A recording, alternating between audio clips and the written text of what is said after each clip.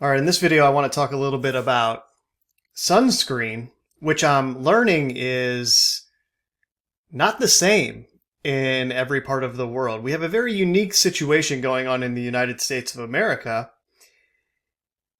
and people have started to notice this a little bit. You know how we're not allowed to notice things, and NPR and other mainstream outlets have responded accordingly with headlines like this one: doctors are worried by misinformation about sunscreen on social media. Doctors are concerned by a backlash against sunscreen that is spreading on social media. Recent surveys suggest many younger Americans are buying into this misinformation. And then ABC News. Doctors say sunscreen protects skin despite influencers pushing misinformation.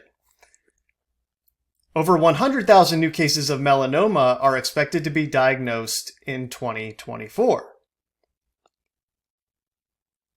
A number of social media influencers have begun spreading misinformation and discouraging followers from using sunscreen, but experts say sunscreen is a vital tool in protecting your skin, the body's largest organ, from cancer. ABC News medical correspondent Dr. Darian Sutton joined Good Morning America on Friday to debunk some of the myths gaining traction online, some of which likely stem from past recalls of sunscreen contaminated with benzene, a known carcinogen. If you look at a lot of the products that we put on every day, we might see a chemical called oxybenzone. That is very different from benzene, and there is no conclusive evidence that is associated to an increased risk of cancer, Sutton said. Now, this Dr. Darian Sutton is an official ABC News medical correspondent, and we know how you get that position. So let's take what he's saying with a grain of salt and do the thing that we're not allowed to do, which is, quote unquote, your own research. And let's actually see if this is misinformation or not. Let's look at these ingredients. So I go to one of the most popular brands, which is Banana Boat. And this is the ingredient list. The first ingredient listed here is avobenzone, 2.7%, homosalate, 9%, octosalate, 4.5%, and octocrylene, 6%. Those are the quote-unquote active ingredients. And then the rest of the ingredients are the quote-unquote inactive ingredients, which starts with alcohol denat, isobutane, isododecane, dilsopropyl adipate, butyl malate, isobornyl, acrylate copolymer, caprylyl glycol, butyloctyl salicate, C12 to 15 alkyl benzoate, fragrance, which is sort of like natural flavor on food labels, where fragrance means anything they want it to mean. They don't have to disclose what that is. They can put any kind of chemical they want to make it smell a certain way, and they don't have to tell you what it is. They just list it as fragrance. This is what they do on the food labels when it says natural flavors. And you look at that and think, oh, it's a natural flavor. Good. And no. That's a chemical that is creating a flavor that they have put in there, and they don't have to tell you what it is based on the rules of how everything is regulated in the United States of America. Now, this is from the website EWG's Guide to Sunscreens, an article they put up, The Trouble with Ingredients in Sunscreens. Sunscreen products are intended to be applied to the body every day over the course of a lifetime. The companies that make and sell sunscreen ingredients and products should test them thoroughly for potential short-term and long-term health effects. This includes toxicity testing for irritation and skin allergies, as well as testing for skin absorption and the potential to cause cancer, disrupt the hormone system, and impact reproduction and development. In 2021, the Food and Drug Administration, which oversees sunscreen safety, proposed its latest update to regulations for these products. The agency reviewed 16 ingredients and reported that only 2, zinc oxide and titanium dioxide, are generally recognized as safe and effective, or GRACE, G-R-A-S-E. Based on the available information, A GRACE designation means the ingredient is widely recognized as safe and effective by experts. Citing data showing safety issues, the FDA proposed that two rarely used sunscreen ingredients, aminobenzoic acid and trolamine, I'm not sure how to pronounce that word, salicylate, are not GRACE. The FDA proposed that 12 other ingredients are not GRACE due to insufficient data. Avobenzone, which is the first ingredient in that sunscreen that I listed from Banana Boat, and I won't read the 11 other ingredients because I'm going to have trouble pronouncing these as well, but the other 3 active ingredients are on this list, right? Homosalate, oxybenzone, and octocrylene. Meaning, at least officially speaking, no one has any idea whether or not these are things that should be put on a human body. And yet, at the same time, these doctors, quote unquote, have the audacity to come onto mainstream media platforms and claim that it is misinformation for people to be questioning whether or not these ingredients are safe. Well, according to the FDA, they're not safe yet. We have no idea if they are. They haven't issued a ruling that makes it misinformation to ask questions about the safety of these ingredients. This is the danger of doing your own research, guys. You find out things like this. Oh, really? None of these are actually safe. According to the FDA, they haven't issued a ruling either way on any of the chemicals that people have been putting on their skin via these sunscreens. And it gets even worse because the ingredients that I have listed here are from this new invention that is like an epidemic going on in the public beaches and swimming pools, where people are increasingly using only these spray sunscreens that are aerosolized and create these huge clouds of chemicals that people are now breathing in. I have witnessed people take out these spray bottles and just create this cloud of these chemicals around them. And their kids, they're spraying down their kids with these bottles, and everyone is just inhaling these chemicals that no one has any idea whether or not they're actually safe. Now, we do have some idea, as I will get to, what they may or may not do, but just going with what the FDA has stated, there is no safety, quote unquote, to these ingredients. So, while these 12 ingredients may not be GRACE, or generally recognized as safe and effective, they will still be allowed to be used in products on the US market until the FDA finalizes its 2021 proposal. That was 3 years ago. In the meantime, the FDA has requested additional safety data of these ingredients because of health concerns and studies by the agency that show these ingredients can be absorbed through the skin. And in recent years, studies have also raised concerns about endocrine disrupting effects of 3 ingredients: homosalate, avobenzone, and oxybenzone, which are 3 of the active ingredients in all of these aerosolized sunscreens. Imagine that, spraying a cloud of chemicals that are endocrine disruptors into children's lungs directly.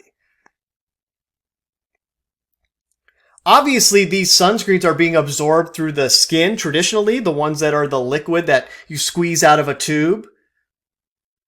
But it's much different to directly inhale chemicals than it is to have something slowly be absorbed into your system. And I should have said at the beginning, kind of in line with what a doctor would say here, if you're going on vacation one time a year and you're going to be out in the sun way more than you usually are, using sunscreen, even toxic chemical sunscreen, for 6 or 7 days is not going to kill you.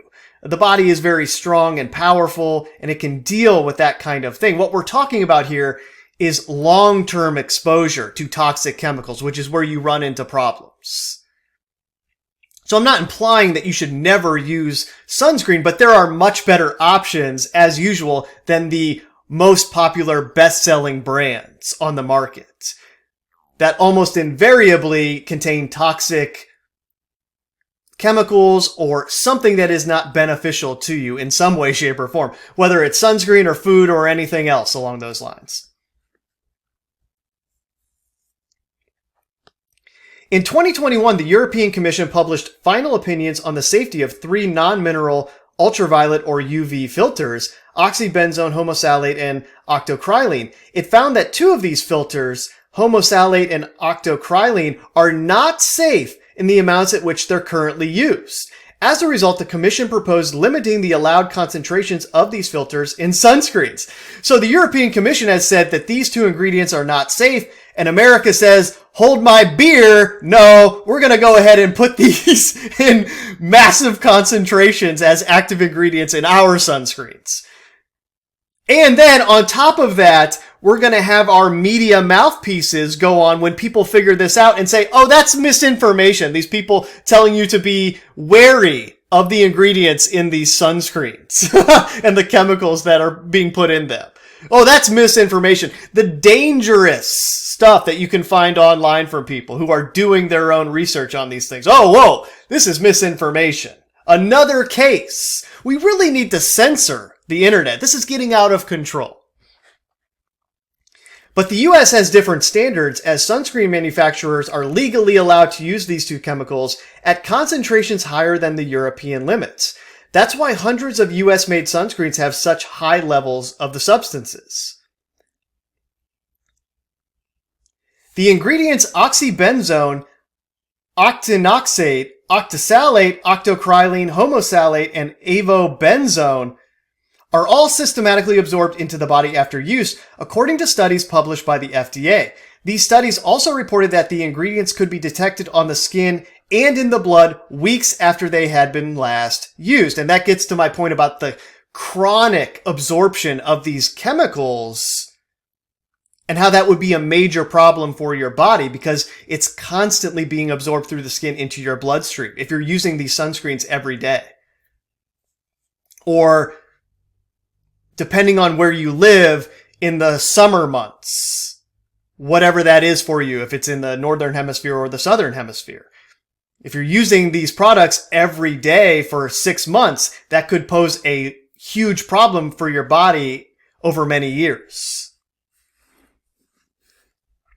Other studies have reported sunscreen ingredients were detected in breast milk, urine, and blood plasma samples. Absorption from skin application is not the only way sunscreen ingredients end up in the body. It's also possible for sunscreen users to inhale ingredients in sunscreen sprays and ingest some of the ingredients they apply to their lips. So the ingredients should not be harmful to the lungs or internal organs. Well, that's common sense. I agree. This constant exposure to sunscreen chemicals raises concerns, especially because there is not enough safety data for most ingredients. Specific ingredient concerns, oxybenzone. The most worrisome sunscreen active ingredient is oxybenzone, according to publicly available scientific research. It is readily absorbed through the skin, and the Centers for Disease Control and Prevention found higher levels of oxybenzone in those who report applying sunscreen. It causes allergic skin reactions, behaves like a hormone disruptor, and may be more harmful to children as they are more susceptible to the effects of chemicals. In an evaluation of CDC-collected exposure data for American children, researchers found that adolescent boys with higher oxybenzone measurements had lower total testosterone levels. And this is very interesting in the context of all this scientific information we're getting about the levels of sperm in human males decreasing and the general fertility level of human beings decreasing across the entire planet. This is yet another layer to that where these chemicals in sunscreens are endocrine disruptors and also affecting testosterone levels in boys. A 2017 systematic review of 23 studies reported that there was evidence of associations between oxybenzone exposure and adverse reproductive outcomes, including birth outcomes. According to the latest proposed FDA sunscreens monograph, the agency needs further data to determine whether oxybenzone can be considered safe and effective.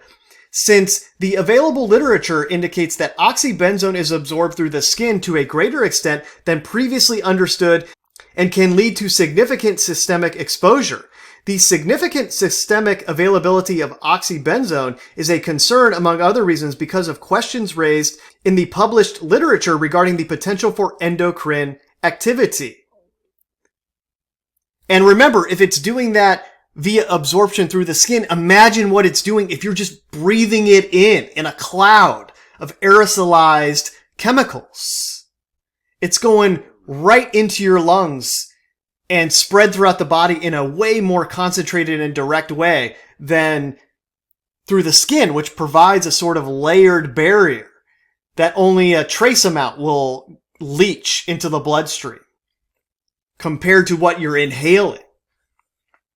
4 studies published in 2020 after the FDA released its draft proposal support previous findings that oxybenzone can act as an endocrine disruptor and may increase the risk of breast cancer and endometriosis. In addition, the National Toxicology Program found equivocal evidence of carcinogenicity in rats after observing increases in thyroid tumors and enlargement of the uterus in female rats with high exposure to oxybenzone. What a tragedy that the insanity on planet Earth requires quote-unquote scientists to abuse animals in this way. I say this every time I read something along these lines. It's just madness, but here we are. Anyways, investigators at the University of California at Berkeley reported a dramatic drop in teen girls' exposure to oxybenzone in cosmetics when they switched from their usual products to replacements that did not contain this chemical, suggesting sunscreen products are a significant source of exposure to oxybenzone. Go figure, it's in the makeup as well.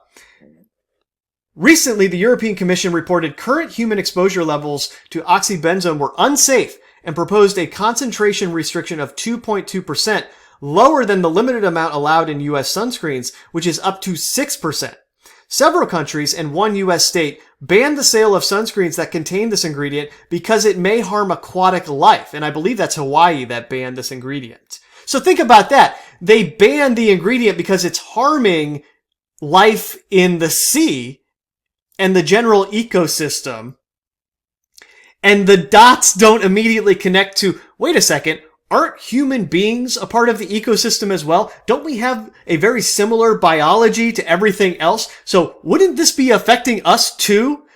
But we're going to only ban it when we see the effects in the coral or whatever else is going on in the sea due to prolonged exposure to this chemical from sunscreens. But yet it's misinformation to suggest that this might be dangerous to human beings? Okay, that makes sense. Due to the health concerns associated with oxybenzone, EWG recommends consumers avoid sunscreens with oxybenzone. And this is kind of like BPA, where they will react eventually when most people say, we're not buying anything with BPA anymore, and they just produce a different chemical with a different name that's doing the same thing, but now they have avoided the marketing calamity where no one would buy anything if it contained BPA. And it's similar what they will do along these lines. They will not adjust these companies that make these sunscreens in any meaningful way. They'll just change the formulation so they can change the label to not have this chemical that is known to be toxic, and it will be a variation of it that is still toxic, but now they don't have to deal with the marketing of it that is hurting their sales of this product. And if you think that this is some kind of problem with quote-unquote capitalism, you're out of your mind and don't understand what's going on. This is intentional, okay? We are being poisoned intentionally. If you can't see that by this point, I don't know what to tell you. Octinoxate is a non-mineral UV filter. It is readily absorbed into the skin and continues to be absorbed after the sunscreen has been applied. According to the FDA's 2020 study, it has been found in blood samples at levels 16 times above the proposed FDA safety threshold. Animal studies have reported octinoxate has hormone effects on the metabolic system and affects thyroid hormone production, with some evidence for other endocrine targets, including androgen and progesterone signaling. Octinoxate can also cause allergic reactions. Several countries and one U.S. state banned the sale of sunscreens that contain this ingredient because it may harm aquatic life. Homosalate. Homosalate is a non-mineral UV filter widely used in U.S. sunscreens. The FDA has proposed that there are insufficient data to evaluate whether it is safe and effective to use in sunscreens. Homosalate can penetrate the skin and disrupt hormones. A recent European Commission opinion reported that homosalate has a recommended maximum concentration of 1.4% because of concerns for potential hormone disruption. The FDA allows U.S. sunscreen manufacturers to use it in concentrations up to 15%. Oh my gosh. Oh, so the European Commission says, whoa, we should limit this to 1.4% max. And the US says, no, 15%, we're good.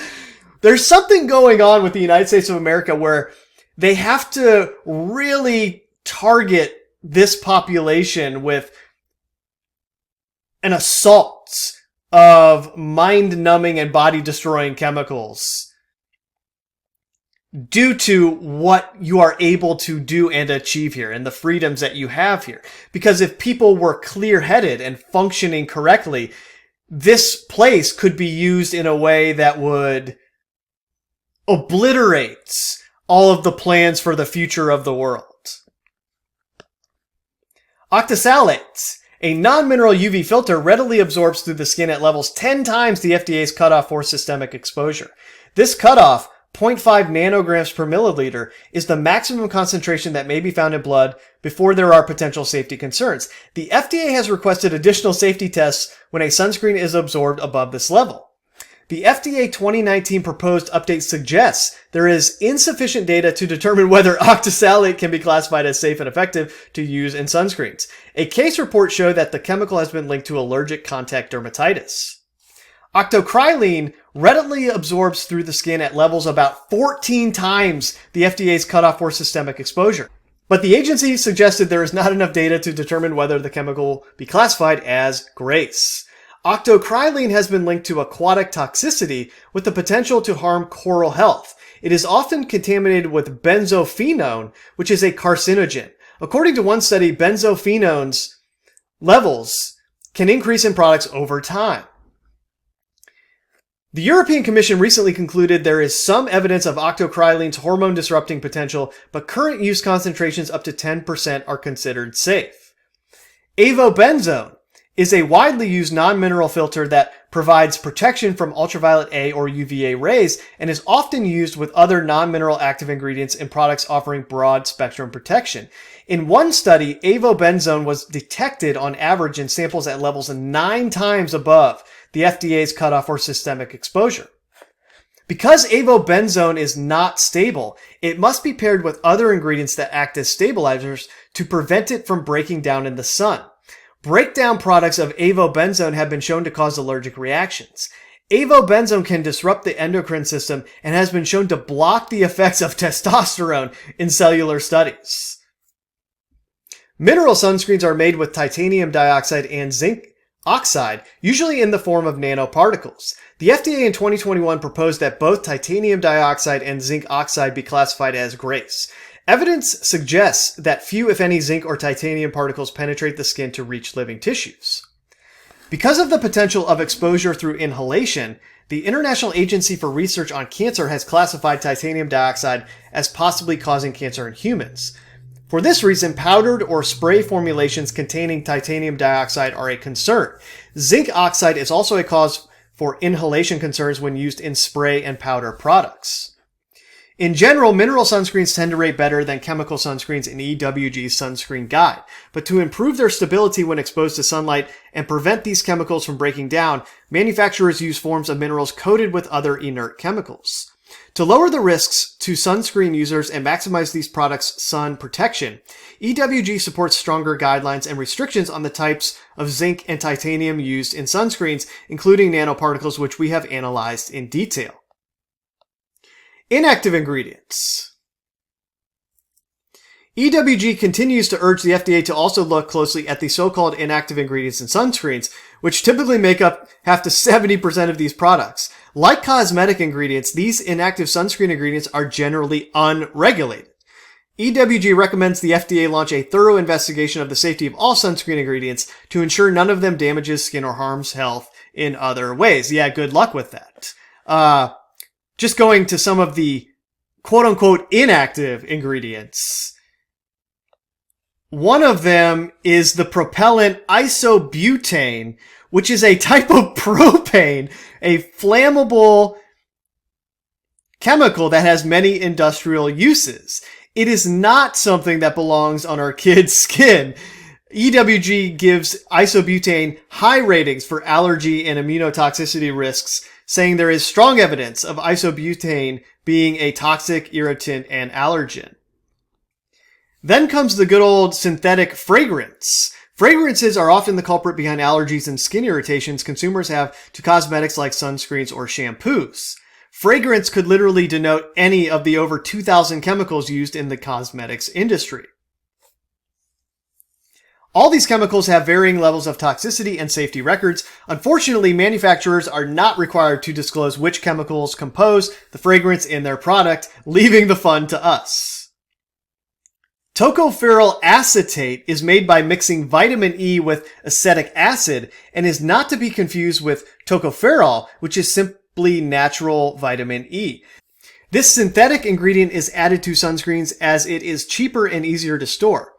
As this article states, other uses of tocopherol acetate include photographic film, wood glues, and synthetic fabrics.